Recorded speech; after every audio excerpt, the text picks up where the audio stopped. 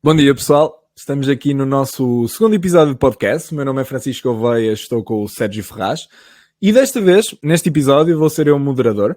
Vamos começar pela nossa perspectiva, aquilo que mudou dos nossos 18 anos até aos 26, o que esta caminhada de 8 anos nos fez, aquilo que mudamos na nossa ideia, tanto empreendedor como pessoal. Portanto, eu gostava de começar por ti, Sérgio, gostava de perceber alguns pontos que mudaram na tua vida e na tua perspectiva de há 8 anos para cá, quando entraste na universidade.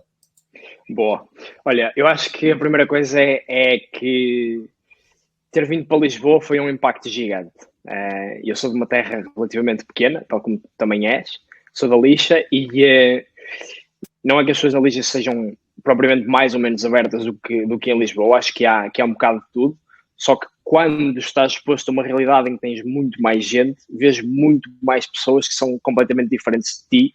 E isso também te obriga a pensar, será que a minha forma de ver o mundo está correta? Será que não devia pensar um bocadinho mais como pessoa A, pessoa B ou pessoa C, que eu nunca tinha tido contacto na vida? Portanto, acho que isso foi um dos grandes pontos com a vinda para Lisboa, foi estar exposto a novas realidades e pensar um bocadinho de forma diferente. Eu sei que tu também vieste de Quantas Caminha. pessoas tem a Lixa?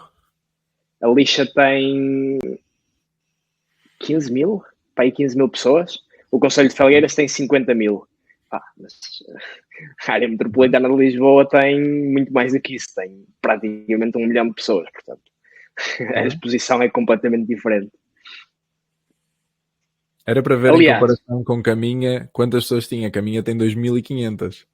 Portanto... ainda é mais pequeno. Também é relativamente perto de Viana do Castelo. 20 km. 20 20 km. km. Mas o Conselho também tem 15 mil pessoas. O Conselho, eu estou a dizer que a minha terrinha, mesmo de onde eu sou, tem 2.500 pessoas, das quais, se calhar, metade são pessoas mais velhas. Mas é uma terra muito bonita. É verdade, comprovo. Aliás, a primeira vez que eu fui a Caminha foi quando fui fazer os caminhos de Santiago, com 15 ou 16 anos, de bicicleta. Foi?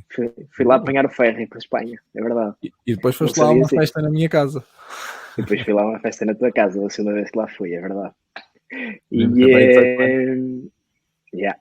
E inclusivamente dizer que quando fui para a universidade primeiro, como tu sabes, estive em Medicina com 17 anos, fui para o Porto e mesmo do Porto para Lisboa senti uma diferença bastante grande.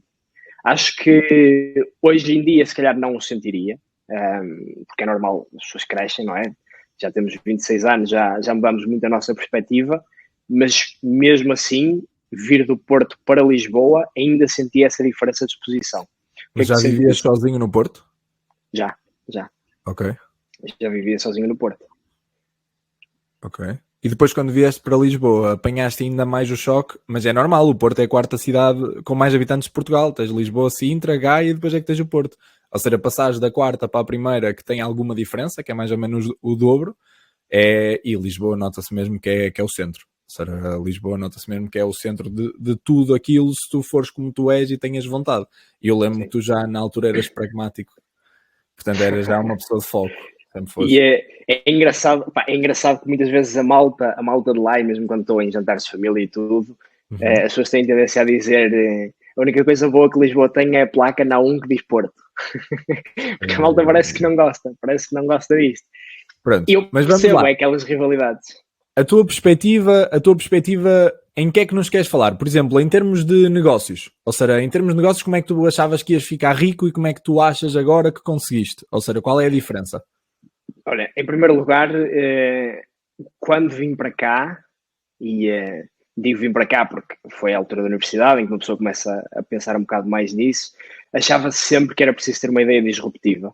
E principalmente estando em engenharia, estando exposto muito mais à parte de programação, à parte tecnológica, achava que para criar um negócio hoje em dia é preciso ter uma ideia disruptiva. A ideia de Silicon Valley, ter uma coisa que nunca ninguém fez, um novo modelo de negócio, e cada vez mais percebo que isso não é verdade.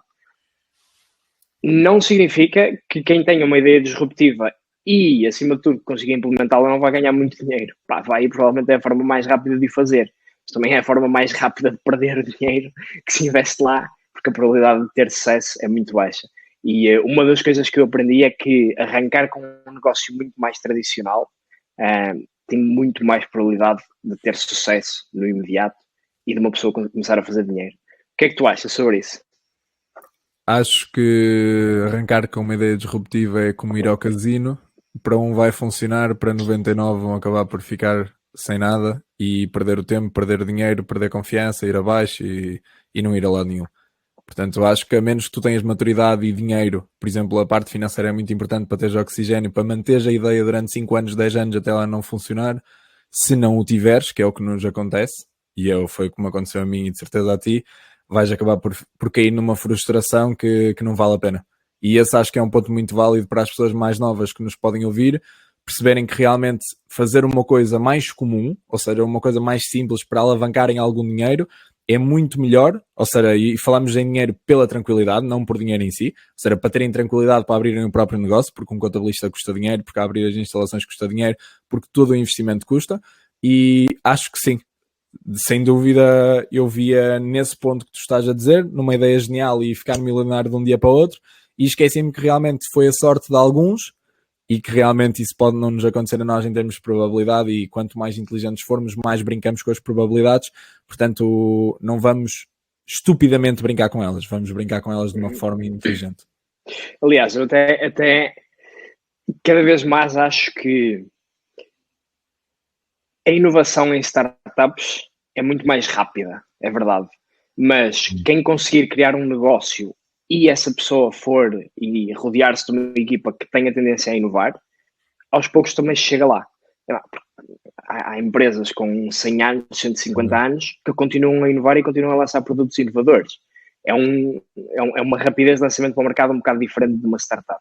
Mas isto continua a existir. Portanto, cada vez mais eu acho que o que importa é ter um modelo de negócio sustentável e que faça sentido, que consiga pagar as contas ao fim do mês, pelo menos. Isso é o mínimo. E depois, a partir daí, começar a inovar.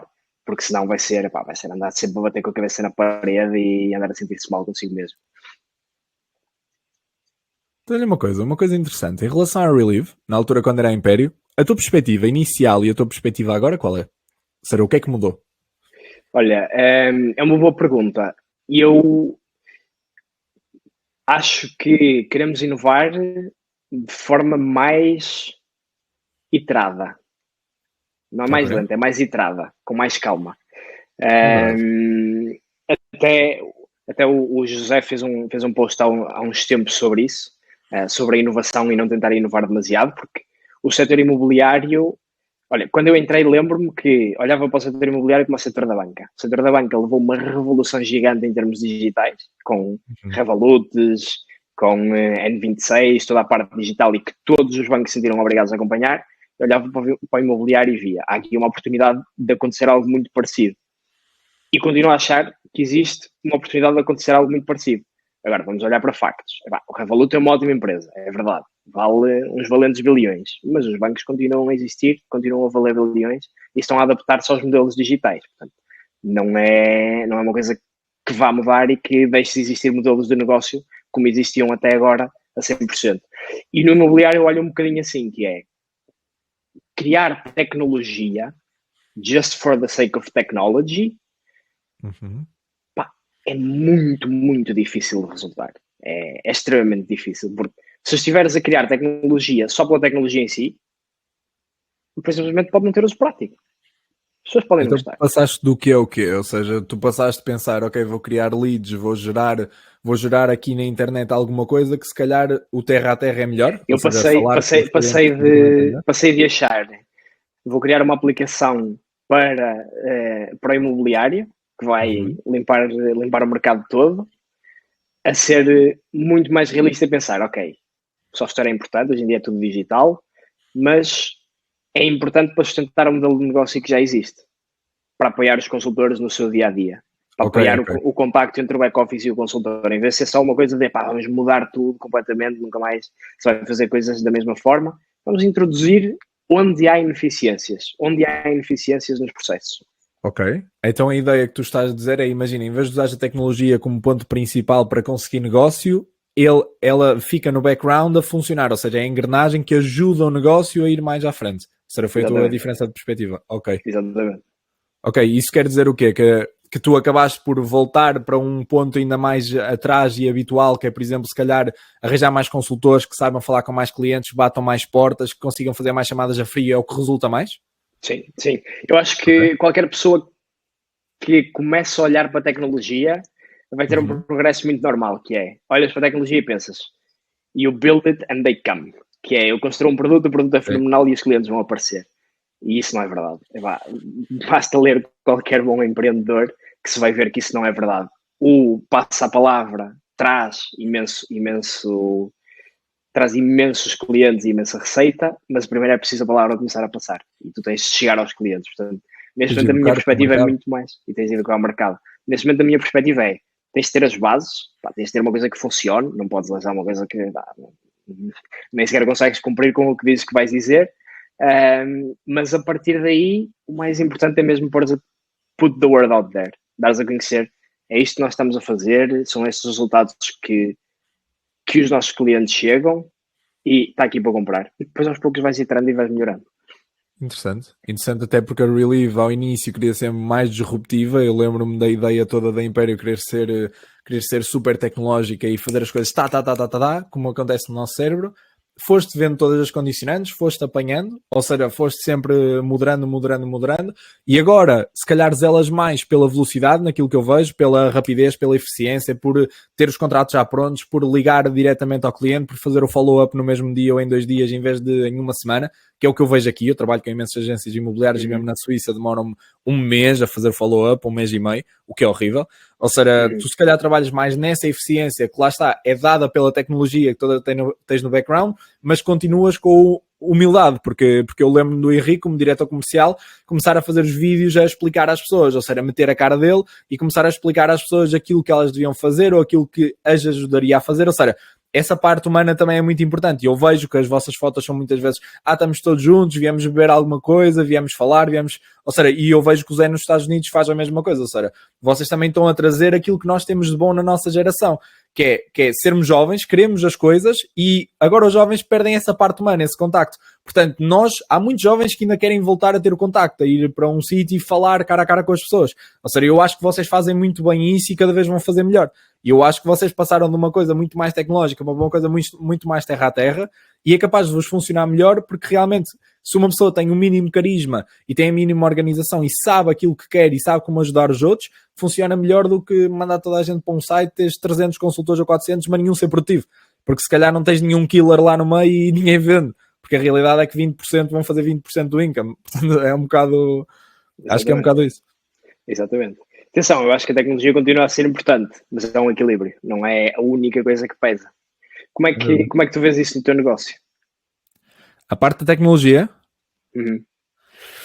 Ora bem, a parte da tecnologia eu estou a ver que é muito pouco necessária para eu ganhar alguma coisa. Ou seja, eu consigo ganhar, imagina, uma obra, porque eu não trabalho com valores baixos, estás a ver? Ou seja, tu também não, porque tecnicamente, imagina, uma comissão de uma casa que seja $500 mil. Ou seja, imagina que tu apanhas a comissão, imagina 50-50 com a pessoa que o está a vender, ou seja, com o agente, e ganhas os 2,5%, por exemplo. Ou seja, tu daí estás a ganhar quanto? 1.250? Ou seja, não, 1.250 também não. Não, imagina, depende do negócio. Sim. 12.500 se for os teus 2,5%. Ou seja, imagina, 12.500. Depois com as despesas que tu tens, com quanto demora a venderem uma casa, portanto vais tratar do arrendamento, ou seja, eu dei 1.250 para o arrendamento em si, ou seja, para a casa para ser 10% da venda. Ou seja, tu vais demorar muito a conseguir algum valor, enquanto na construção não. Na construção, imagina, basta teres um cliente que aquele cliente vai te pedir para faturar 3 milhões e os 3 milhões, se calhar 40, 35%, ou mais ou menos, tipo é a média 37, 38% vão ser do teu lucro, que depois vais ter de tirar nas tuas despesas, abater nos teus trabalhadores, mas vai ser muito lucro, assim, um grande bolo. A diferença é que o grande bolo vai ser dividido por 1 ano e meio de trabalho, ou por 2 anos de trabalho. Ou seja, tens de ter muitas obras e tens de ter a maturidade de não usar dinheiro de uma para meter na outra, que é o que normalmente o pessoal faz. Ou seja, a tecnologia a mim ajuda-me a organizar, ou seja, ter o meu Excel sempre organizado das minhas formas, com as minhas fórmulas, ou seja, sem uma fórmula especial, com a minha, ou seja, com aquilo que aprendi que funcionaria, ajuda-me a manter organizado, mas eu sou zero tecnológico nesse sentido. Ou seja, mas eu sinto que quando tu queres entrar agora em volume, por exemplo, porque é uma coisa estranha, que é diferente, que as pessoas acham que volume é preciso muito tecnológico, mas eu para fazer volume de trabalho não preciso de tecnologia, só preciso de clientes. Falo com um arquiteto, falo com um engenheiro, um bauleiter aqui na Suíça e arranjam obras e está feito. O que eu estou agora a pensar em tecnologia é para arranjar qualidade. Ou seja, agora estamos a criar um site que é Luxury Homes, que depois eu vou acabar por também partilhar aqui. E a Luxury Homes o que tem é a ideia de fazer uma casa com qualidade. Ou seja, com luxo, em que as pessoas podem escolher o tipo de material de luxo. E aí sim a tecnologia vai ajudar, porque num site já podes ter, por exemplo, carregar num sítio no site e aparecer-te um modelo 3D daquilo que vai ser a casa de um... grosso modo. Ou seja, consegues perceber também qual é... Imagina, eu normalmente dou-te os orçamentos em 24 horas, porque a pessoa pede-me o que quer, eu preencho o meu Excel e sai-me diretamente o número, e eu digo-lhe, imagina, ok, esta casa vai-te estar entre os 800 mil e os 1 milhão. Ou seja, dou-te assim um range para aí de 20, 30%, estás a perceber? E eu sinto que a tecnologia me vai ajudar muito nisso. Tanto que estou agora a trabalhar com um engenheiro informático e com um designer só para criar isso. Ok. E como é que tu olhavas para isso quando tinhas 18 anos? Por acaso estou super curioso, nunca falámos sobre isso. Eu achava que aquilo que tinha de fazer é meter tudo online e dar tudo objetivamente. Imagina, eu achava que era de género, ok, vou perceber sobre 20 pedreiros, vou perceber sobre 20 canalizadores, vou perceber sobre 20 eletricistas, depois aumentar a deira, ver quanto é que eles gastam e dizer à pessoa, ok, tu vais gastar isto aqui, a pessoa olhar para o quadro e dizer, ok, aceito, e comprar a casa assim. Ou seja, como se fosse um carro, estás a ver? Como se fossem as features de um carro. Eu sempre achei que queria fazer isso. Mas depois, o problema nem é muitas vezes o dinheiro. O dinheiro já é um problema. O problema é depois eles aparecerem em obra, eles realmente dizer que aparecem, assinarem um contrato e aparecerem, porque muitas vezes por 1.500 euros, 2.000, até 10.000, ninguém os vai meter em tribunal, ou será que não vai acontecer. Depois o problema é se eles depois dizem que alguém da família está mal e o tribunal também não pode dizer nada, portanto eles dizem, meu filho partiu uma perna. E então não vêm. O normal em construção é uma pessoa dizer 3 e aparecer está 6. Ou nem te aparecer e nem te atender o telemóvel e passar 3 dias tu estás a ligar-lhe e ele, então chefe, então, pá, não apareci, desculpa, amigo. Ou então nem te dizer nada, né, Jen? Olha, vou para aí para a semana. E tu ficas dizendo, mas nós tínhamos combinado há 3 dias. Sim, mas não consegui. E depois chateiam-se, estás a ver? Ou será que a construção é um setor muito pouco educado, em regra geral, onde quem é bom normalmente passa a palavra e fica com os clientes. Porque, objetivamente, se tu fores educado a chegar à hora, por exemplo, já é tipo, já estás à frente de 70% da construção. E eu não olhava assim, eu olhava super tecnológico ou uma coisa que é zero tecnológica, ou seja, eu agora olho ao contrário, que é dizer, ok, isto é construção, eles vão chatear. Quando vejo alguém a chatear-se, é dizer, ok, isto é construção, deixa-me realmente mediar isto. Ok. Continuas a achar que consegues vender um projeto de uma casa online? Sem dúvida. Sem dúvida. E quero chegar a isso, porque quanto maior tu tens a tua empresa, imagina, tu começas a ter o teu eletricista, começas a ter os teus 2 eletricistas, começas a ter o teu canalizador, começas a ter a pessoa que te faz o cartão gesso e depois tens um que faz pavimento e cartão gesso, ou seja, começas a criar assim uma ligação e quanto mais tu tens dentro da empresa, mais certo tu tens para dizer, ok, o eletricista vai estar cá, eu vou conseguir organizá-lo, ou seja, sem dúvida que eu sei que dá para comprar uma casa online e escolher as features. Ok. Eu olho para isso de uma perspectiva de depende do valor e depende da casa que estejas a vender. E corrige-me se estiver errado, mas eu acho que geralmente tu consegues vender muito mais facilmente um produto online que seja barato. Até 100, 1.000 euros, pá, ainda consegues, dos 100 aos 1.000 já fica ali um bocado em terra de ninguém, já é mais difícil. Quando começas a entrar numa venda de milhares, geralmente já é uma venda muito mais personalizada. Pensa carros, vais ao concessionário, testas uns quantos, pedes opiniões, só depois é que compras. Casas, pá, vês 30 casas antes de comprar. O projeto em si já é um bocado diferente. O projeto da casa já é um bocado diferente. Mas comprar tudo, dizer eu quero a casa assim, assim, assim, com estes materiais, com não sei o quê, eu pelo menos olho para isso e penso, eu quereria escrutinar ao máximo tudo o que quisesse, tudo o que pudesse. Há imensas pessoas com milhões que não são organizadas. Ok. A não ser que fosse um modelo. Se fosse um modelo, pá, lá está, eu consigo escrutinar. Olha, está aqui 3 modelos desta casa que nós já fizemos. Eu penso, ok, pá, curtia de ter isto. Pagava 50 mil euros por isto. Pagava 100 mil, pagava 200 mil, whatever. Porque já vi. Mas não sei. O que é que tu achas? Primeiro, eu acho que estamos a bater nos 20 minutos, mas podíamos fazer um bocado mais longo, que isto está interessante. Portanto, se alongarmos um bocado, também não vejo que haja problema. Ou seja, o que eu acho é que tu tens completa razão em termos lógicos. Ou seja, se eu tivesse 18 anos a olhar para aquilo que estás a dizer, eu diria, tens toda a razão. Aliás, aos 18 diria, não é possível, e não sabia porque é que era possível. Aos 21 diria, com os meus medos, tens toda a razão, eu sei que o que tu estás a dizer é correto. neste momento da minha vida, eu digo, tu tens razão, mas já há mercado para tudo. Ou seja, imagina, há muita gente com milhões, que muitas vezes nem sabe como é que os fez, ou que tem muito dinheiro e sabe como é que os fez, ficou arrogante, bateu uma vez e agora tem dinheiro, e que não tem cabeça. Porque, ou seja, nunca viste leilões online. Imagina, leilões online é comprar porcarias por milhões. Ou seja, porcarias por 300 mil. Ou seja, uma casa em si...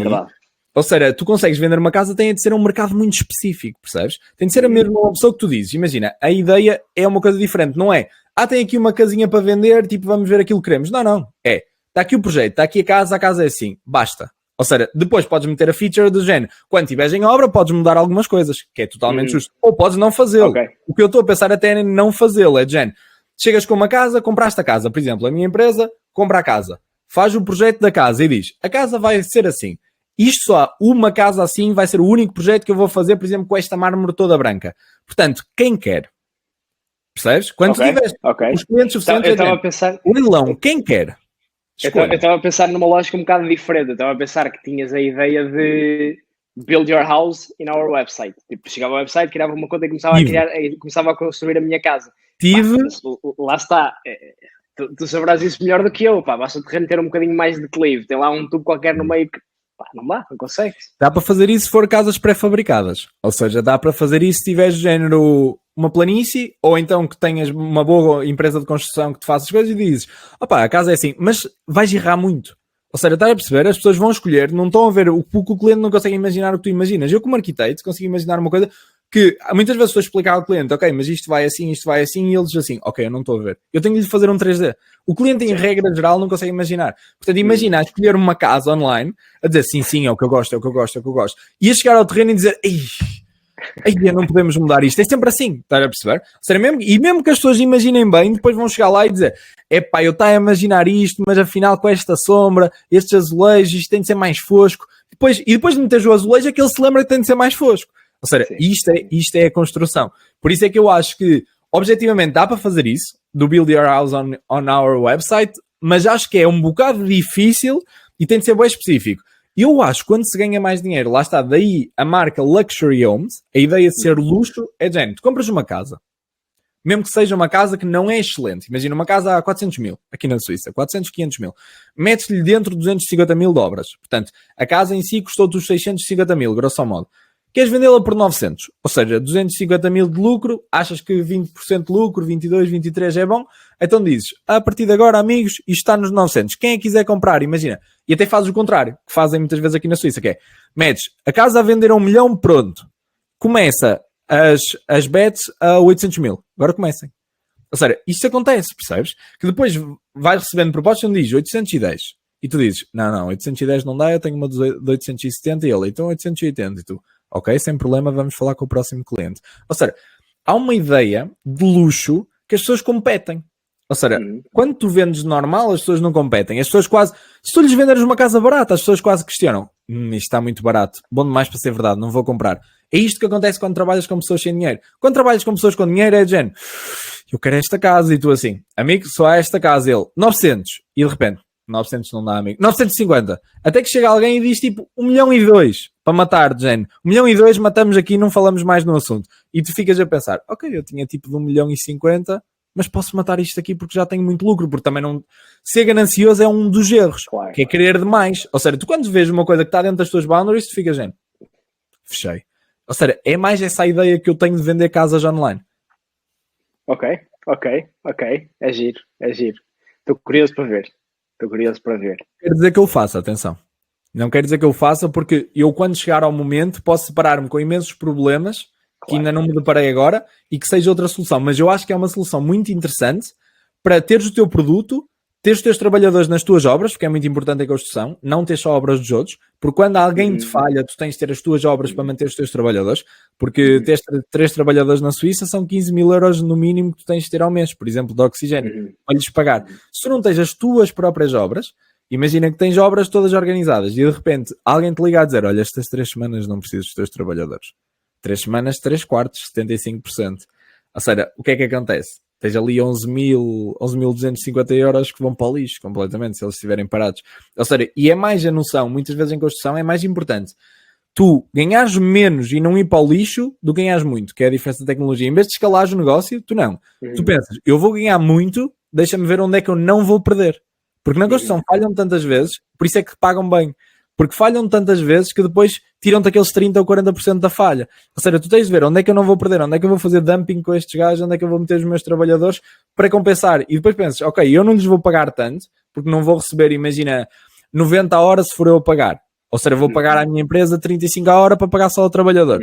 Ok, a minha empresa não vai receber tanto dinheiro das minhas finanças pessoais, mas no mínimo vai cobrir os trabalhadores. Ou seja, eu não vou ter prejuízo.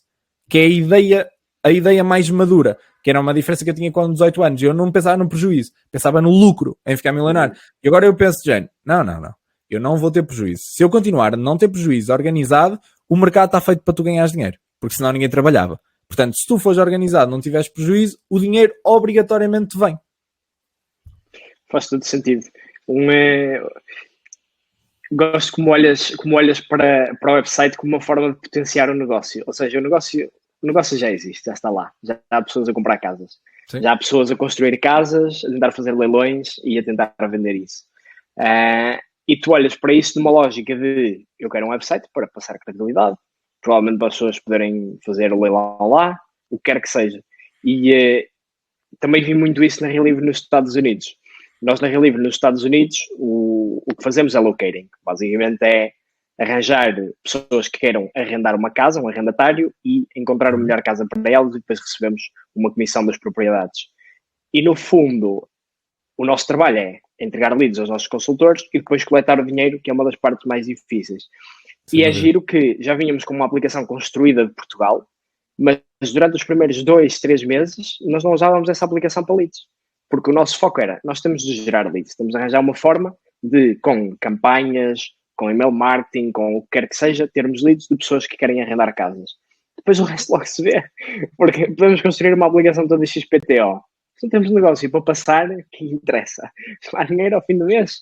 E então foi um processo muito, muito inverso à lógica de primeiro construir tecnologia. Andávamos a gerir as leads em Excel, eventualmente aquilo tornou-se insustentável, já tínhamos muitas leads para passar, já era extremamente difícil, era pôr leads manualmente lá, depois passar as leads por e-mail, etc. Então pensámos, ok, vamos construir a parte da aplicação para que todas as leads vão diretamente para lá. E aos poucos fomos fazendo isso. Depois fomos reparando que tarefas é que consomem tempo aos nossos consultores. Os nossos consultores têm de fazer uma lista, têm de fazer uma lista de imóveis para os clientes. E nós conseguimos ter uma base de dados já com os imóveis para eles filtrarem. Ok, então começámos a construir uma funcionalidade na aplicação para pegas no cliente, quais é que são as necessidades, filtras, selecionas os imóveis que se encaixam nas necessidades dos clientes e envias. E uma coisa que se calhar demorava 40 minutos, porque tinhas de ir a todos os websites ver qual era a disponibilidade, ver qual era a comissão que eles pagavam, etc. Agora está tudo na aplicação, em 5 minutos envias um e-mail bonito e está lá, está atualizado. E é muito aos poucos, é este progresso, e é isso que eu gosto de ver também nessa parte que falas na construção, porque eu olho para a construção e eu vejo, pôr a tecnologia na construção, a não ser que seja um produto inovador, um estilo de parede que isola muito mais do que outros, ou o que quer que seja, que implica um desenvolvimento gigante, não vejo muito por onde pôr tecnologia para criar negócio. É só para sustentar. Eu tenho alguns exemplos, se tu achares curioso, tecnologia na construção, por exemplo, o cartão gesso, ou seja, Pladur, sendo a marca Pladur, mas cartão gesso em si vai 20% para o lixo, por exemplo, e é gesso. Okay. O gesso podia ser reutilizado, mas vai propriamente para o lixo.